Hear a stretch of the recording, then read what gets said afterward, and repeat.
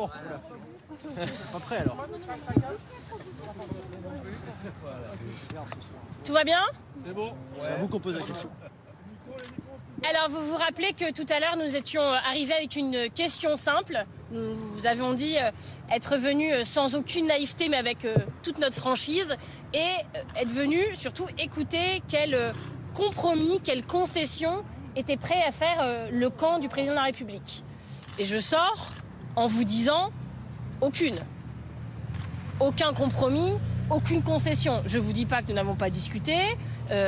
Beaucoup ont commencé d'ailleurs par dire qu'ils n'avaient pas de ligne rouge, mais plus la réunion avançait, plus ils formulaient des choses qui, sans les appeler lignes rouges, y ressemblaient quand même beaucoup. Et donc, je sors sans pouvoir vous dire que le camp présidentiel a bougé d'un iota sur rien. Je suis désolée de vous l'annoncer, je suis désolée surtout pour les Français qui nous regardent et qui disaient tiens, changement de méthode, le président peut-être veut changer sur le fond, sur la forme, etc. On n'est pas en mesure de vous le dire en sortant. Ce qu'on peut vous dire par contre, c'est quelle concession, quel compromis nous avons mis sur la table. Et on est fiers de vous le dire parce qu'on pense que c'est quelque chose qui va intéresser les Français. On n'a pas parlé aujourd'hui de programme. Je ne vais pas vous refaire tout notre programme. Vous savez quelles valeurs nous tenons, quelles causes nous défendons et quelles personnes nous voulons aider davantage.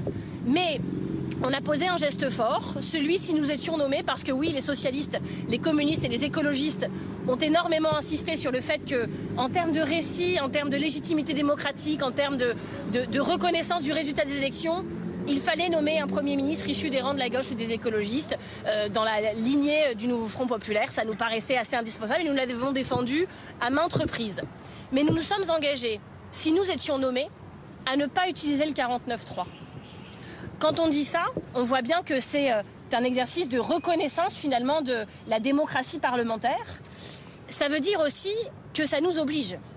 Parce que si on n'a pas recours au 49.3, mécaniquement, on est obligé de travailler en équipe à l'Assemblée nationale. Et donc, c'est un geste fort que nous avons posé sur la table dès le début de la réunion, que chacune des forces que je viens de mentionner a réitéré. Alors, on doit vous dire que quelques personnalités autour de la table qui n'étaient pas de notre camp politique ont pu trouver l'idée intéressante, ont pu s'avancer, qu'on ne va pas vous donner tous les détails, on n'est pas dans une émission de télé-réalité, donc on vous dit ce que nous on a dit, les autres s'expliqueront et prendront la responsabilité. Mais voilà, c'est une idée qui pour nous doit infuser. Alors après ils disaient d'accord, mais vous devez vraiment vous engager à ne pas voter de motion de censure si ce n'est pas un gouvernement du LFP. Permettez-nous d'attendre de voir qui le président de la République va nommer, puisqu'il a dit, et j'ai compris de tous les textos que je recevais que vous aviez l'information 2 minutes après, donc c'était pas encore écrit sur la feuille de compte-rendu que vous aviez déjà l'information, mais donc il s'est engagé à nommer un Premier ministre dans les 48 heures. Et donc j'ai envie de vous dire, nous allons aller dans nos instances, Cyrielle et Guillaume j'imagine dans leur groupe parlementaire à l'Assemblée et au Sénat, moi devant mon parti, mes adhérents, les débriefer de la réunion, mais nous n'avons pas de décision à prendre ce soir finalement. On va attendre de voir ce que le président de la République fait de tout ça, qui il nomme, et il a clairement dit que c'était ensuite le Premier ministre qui configurait un peu la suite des discussions, c'est ce que nous avions demandé aussi. C'était pas une discussion programmatique, c'était une discussion de méthode, même si évidemment à plusieurs reprises, on a pu parler programme. Ce qu'il faut vous dire quand même, c'est que le président de la République a insisté plusieurs fois sur le fait qu'ils s'engageaient tous, et plusieurs personnes de la majorité l'ont fait, ils s'engageaient tous à ne plus se mettre dans les mains du Rassemblement national, à ne plus s'appuyer sur le Rassemblement national pour gouverner. Sage nouvelle, sage décision. Ils savent aussi où ça les a conduits. Mais ce qu'on leur a dit aussi, les écologistes, les socialistes et les communistes, c'est que si vraiment leur but était d'enrayer en fait la montée du Rassemblement national, fallait changer de politique. Et là, évidemment, on s'est mis à parler programme quand même un peu. Mais c'est pas qu'une question de mesure une par une, c'est une question de récit. C'est est-ce que comme M. Barnier, on parle de manière plus précise dans son discours de politique générale des prisons que de l'éducation? Est-ce que c'est ça qu'on veut offrir à nos enfants? Une équipe gouvernementale qui a plus de vision pour les prisons, pour l'éducation? Quel message on envoie aux jeunes et aux moins jeunes qui sont inquiets pour le climat, alors qu'hier, les agences européennes ont dit très clairement que pour la première année de l'histoire de l'humanité, on dépasserait les plus 1 degré de réchauffement depuis l'ère pré-industrielle, que c'est l'année officiellement la plus chaude encore 2024 de l'histoire des temps, et chaque année un nouveau record, que les espèces disparaissent, que l'habitabilité même de la planète est remise en question. Évidemment, on a parlé énormément des sujets sociaux, on a parlé des Français. Il y avait une collègue communiste ultramarine qui est députée de la Réunion, qui a pu aussi mettre ces enjeux sur la table. Et donc, oui, on a aussi beaucoup insisté pour parler des Français et en priorité des plus vulnérables, de celles et ceux qui sont en première ligne des politique menée depuis 7 ans. On a été très clair sur le fait que il fallait changer de cap, sinon tout ça ne servait à rien. C'est qui maintenant qui va importer? C'est ça? Alors vous, oui, ça on a bien compris. Mais Cyril Châtelain voulait ajouter un mot et puis Guillaume Gontard. Pardon. Vas-y. Oui, vas-y. Attendez, nous faisons un banc de touche. Oui, très bien. Question de méthode. Outre le 49.3, quelle est votre autre priorité? Sur la question de la méthode, il faut arrêter les réunions à l'Élysée. Voilà notre priorité. Il y en aura pas d'autres, vous n'avez pas relancé une invitation à Emmanuel Macron pour une autre réunion? Nous, ce qu'on dit aujourd'hui, c'est nous ne sommes pas dupes. En fait, nous allons lundi étudier la loi spéciale sur le budget. La loi spéciale, c'est le minimum pour permettre au pays de fonctionner. Mais dès janvier, il faudra un nouveau budget. Il faudra un budget 2025 avec des nouvelles orientations politiques. Et donc, on ne peut pas se permettre de procrastiner, on ne peut pas se permettre l'immobilisme. Et nous ne sommes pas dupes que depuis plusieurs jours, le président de la République cherche à gagner du temps. Il cherche à gagner du temps et à éviter finalement de nouveau disparaître du jeu politique. Cela n'est plus possible. Donc il y a deux options. Soit, comme il l'a dit, il nomme un Premier ministre dans les 48 heures qui mènera les discussions sur le quoi, parce que comme nous l'avons dit, la question c'est qu'est-ce que nous voulons faire, sur quelle politique. Soit le groupe écologiste et social va saisir le bureau de l'Assemblée nationale pour que celui-ci préside les réunions de discussion sur le contenu et fasse émerger la nouvelle politique dont la France a besoin. Mais en tout cas, il n'est plus possible que les réunions se tiennent présidées par le président de la République parce que oui, on a besoin de parler de contenu. C'est ce que nous souhaitons faire. Il n'est pas possible de parler de méthode sans parler de ce que nous voulons faire, sans parler de la question des retraites, sans parler de la question des salaires, sans parler de la question de la transition énergétique. Pour cela, on a besoin d'un cadre où tout le monde est légitime à poser la question de cette feuille de route. Pour nous, c'est une feuille de route de gauche, c'est une feuille de route écologiste.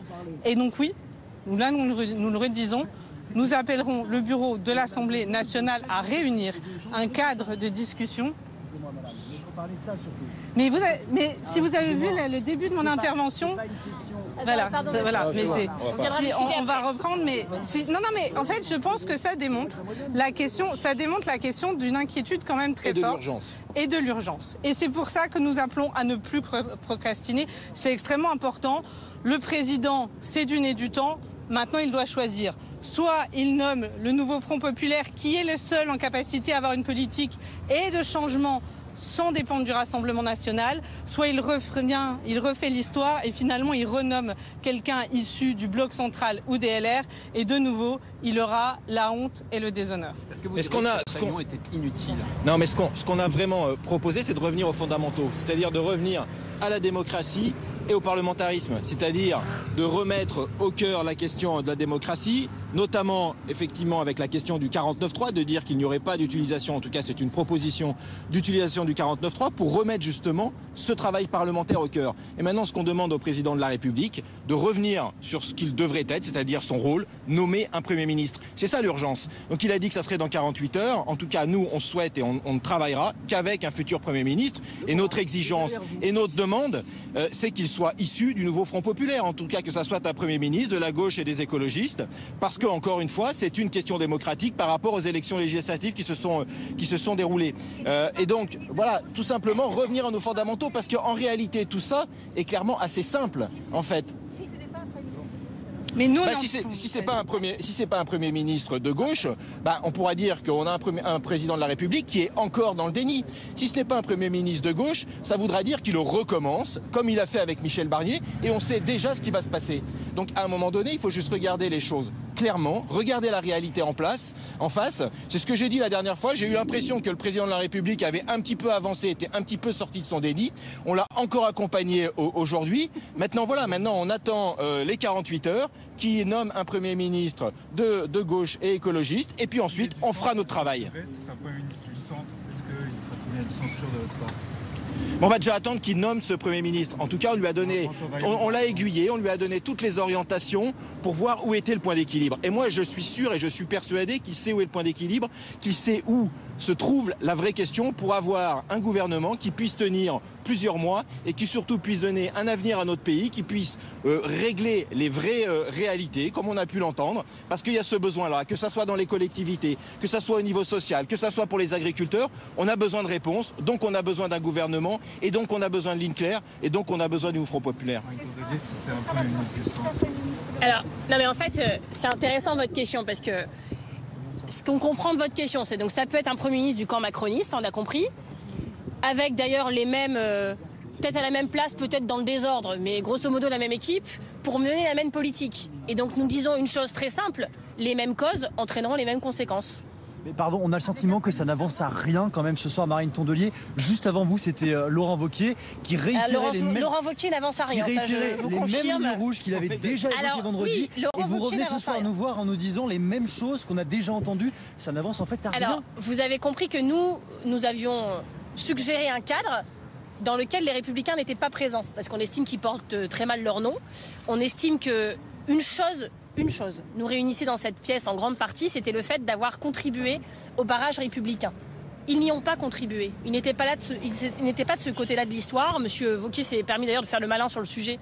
Il aurait mieux fait de se taire parce qu'il s'est ridiculisé. Et en plus, ils sont venus à 6 parce qu'on comprend qu'ils sont dans un état où personne dans leur formation politique ne fait confiance à personne. Et donc, ils doivent devenir à 6 pour qu'on ait toute leur sensibilité représentée.